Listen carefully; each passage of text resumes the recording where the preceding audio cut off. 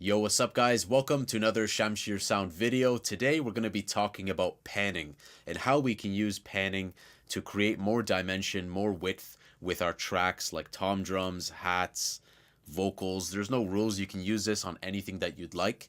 And we're going to focus on panning the notes, spreading it right and left, and using small subtleties to create more dimension in our tracks.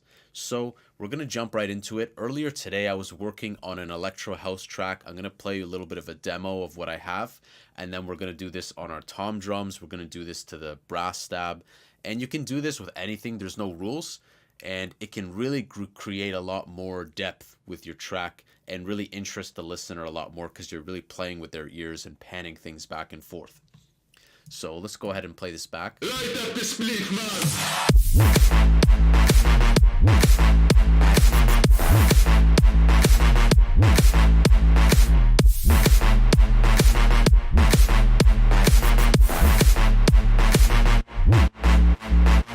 So the track is in A minor, I believe, and it has a really groovy type of sub bass. I got inspired by Steven Vegas and a lot of the guys that create a lot of this pitchy kind of sub. And so I did that. It's going up and down, up and down. And with this, I'm not doing anything special with panning. Now the brass stab that I have here, it's made up of two layers. There's a brass contact. Well, actually, it turned it off, but it's just subtleties. It gives some harmonics. So let's play this back. This is with the contact. So it gives it a little bit more mid, and I've brought it down volume in the mix. We're just going to focus on the brass stab. So this brass stab, right click here and go to note pan, and we can see the panning of each of the notes. Now this is really important because when you do something that's mono, you don't have control of that reverb in terms of creating difference with the reverb, spacing with the reverb. Or if you make something really wide, the reverb, and what I mean is the reverb is static to the sound that you have. But when you pan things left, right, the reverb also pans. So you create a chain of events that when you have momentum movement, left, right, the delay does left, right. The reverb, especially the reverb, is more important.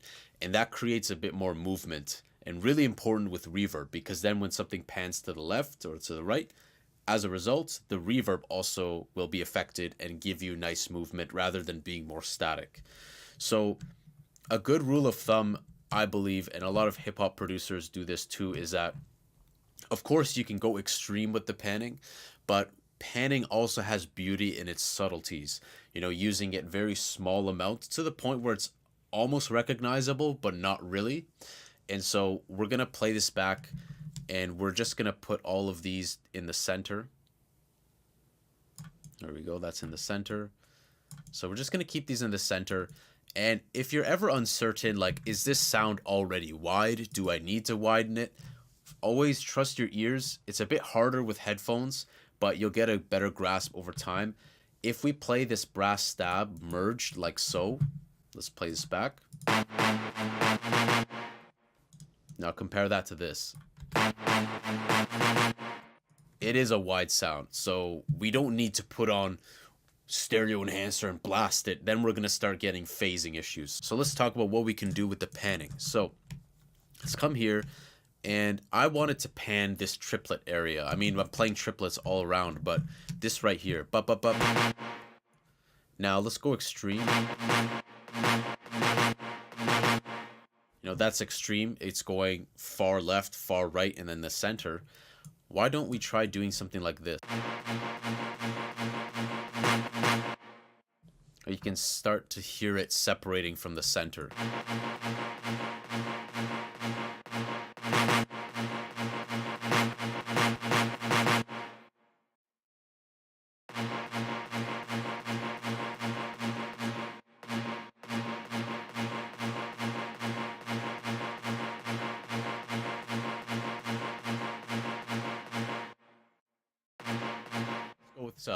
We'll go with 16 or 17%. So this is 17%. And the nice thing is that 17% is subtle, but it does move it a bit. And let's repeat this. I'll go up 17%. All right, so now let's listen to this versus this. Gives it a subtle, very subtle. We're talking about 17%. We don't need to do 50, 50, 50, 50. You can if you want, but the beauty is in these subtleties. And so what I'm going to do now is that I'm happy with this. I'm going to take this. I'm going to delete that. And we are going to put that right there. And let's do the same thing here. Keep it kind of congruent. There we go.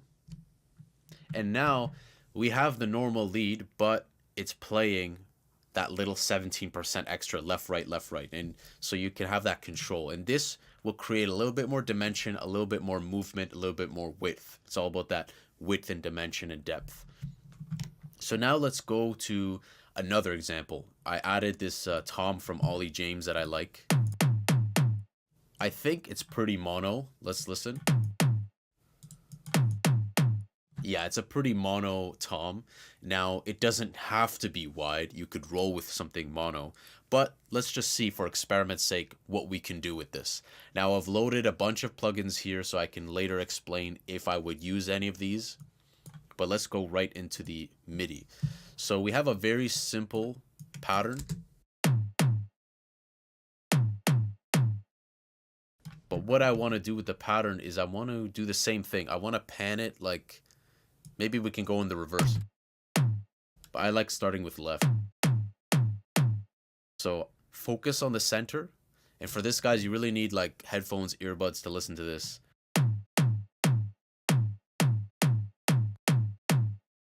Not for what we're doing, but if you're watching this video, of course.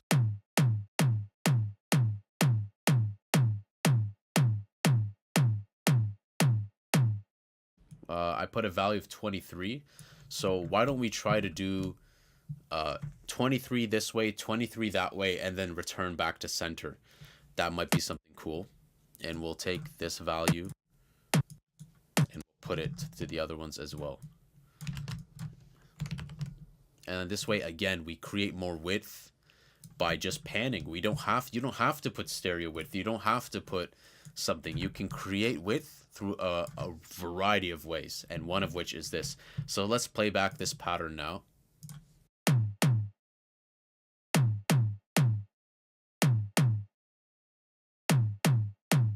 And you could even go even lower than that. Let's play this percussion.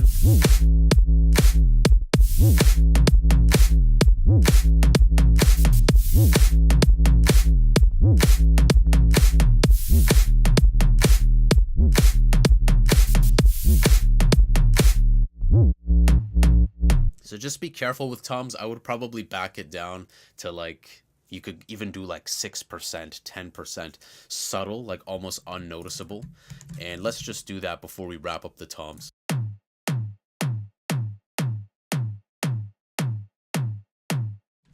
That 16% value is pretty good.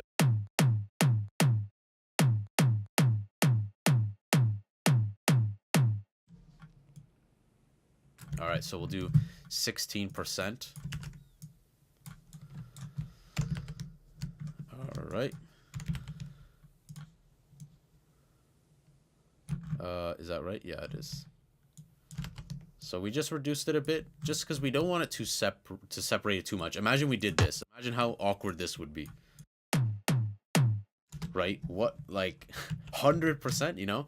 You always want to be gradual unless you're just unless it's intentional. So now we have a nice little movement. Let's listen.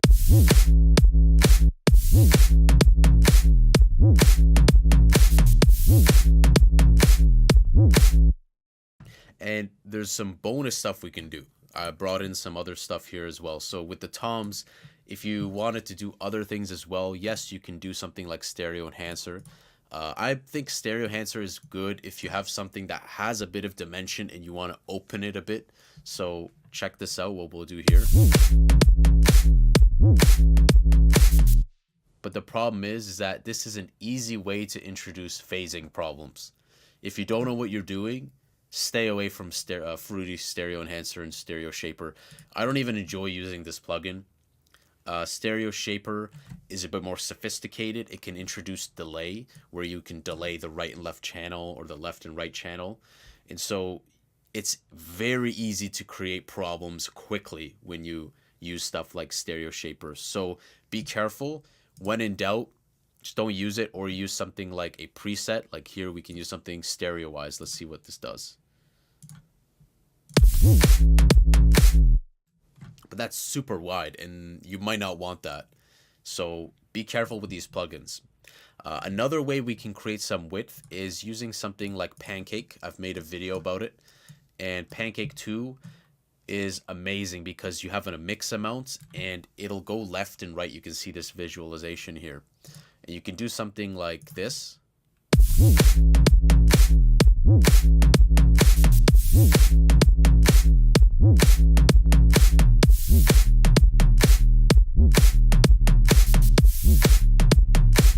So you can customize how fast it is. Do you want that LFO to be very quick? Do you want it to be subtle?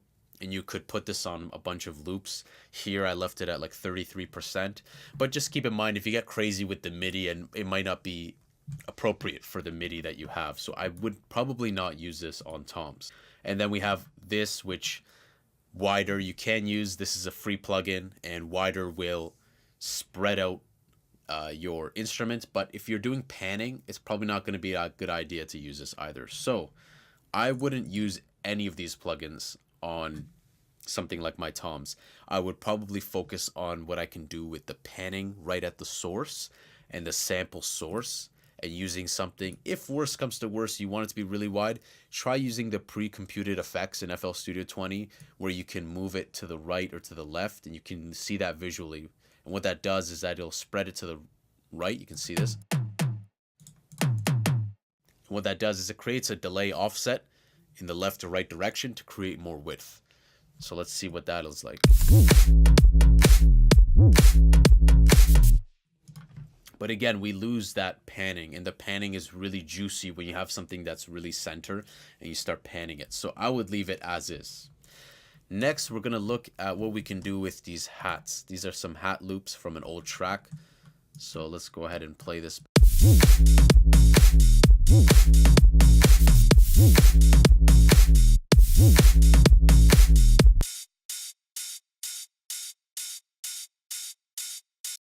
It's a pretty center hat.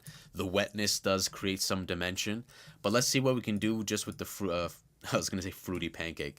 With Pancake 2. So let's do like 1/4, and let's increase the mix amount and find a sweet spot.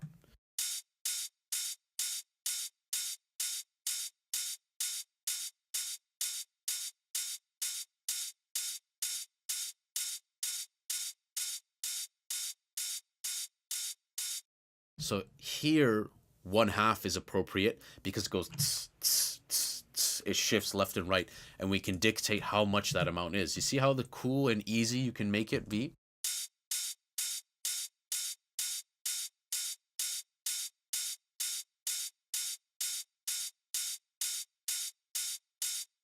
Even a value like 19% is giving an audible difference in terms of panning it. And Pancake is very powerful when used on effects. I've used this many times on effects, like a reverse vocal or something, and it's beautiful. You can create a lot of space. And then now we have a tom that's doing a slight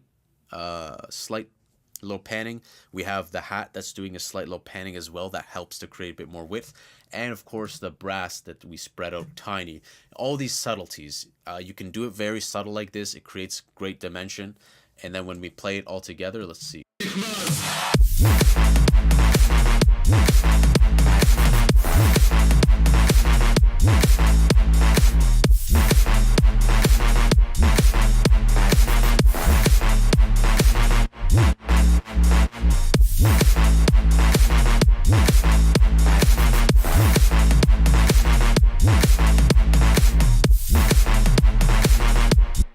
So very subtle, but that's the point of this video, is that when you guys do subtle panning, It will really create a little bit more flavor in your track. It's almost unnoticeable, but it's very important. I can't remember if it was Kanye West or Travis Scott, how they said like they would always do a little bit of panning, like 5% here, 5% there.